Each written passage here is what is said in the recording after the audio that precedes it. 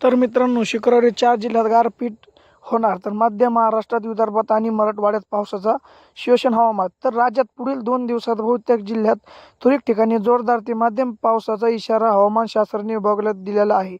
पावसाळा शोषण हवामान झाल्याने राज्यातून थंडी गायब झाली आहे. आज राज्यातील ढगाळ वातावरणासह तुरळक ठिकाणी हलक्या पावसाच्या सरी कोसळत आहेत. तर उद्या मध्य महाराष्ट्र तुरळक ठिकाणी वादळी वाऱ्यासह गारपीट. तर विदर्भात आणि मराठवाड्यातील विविध जिल्ह्यात तुरळक ठिकाणी वादळी वाऱ्यासह जोरदार पावसाचे अलर्ट हवामानशास्त्राने विभागलेले आहे. त्यामुळे शेतकरी मात्र चिंता वाढलेली आहे. राज्यात आज धुळे, नंदुरबार, जळगाव, नाशिक, अहिल्यानगर, पुणे, छत्रपती संभाजीनगर, जालना, परभणी, बीड जिल्ह्यातून तुरळक ठिकाणी हलक्या सरी पावसाची शक्यता आहे. तर उद्या धुळे, जळगाव, नाशिक आणि अहिल्यानगर जिल्ह्यात तुरळक ठिकाणी वादळी वाऱ्यासह पाऊस येण्याची शक्यता आहे.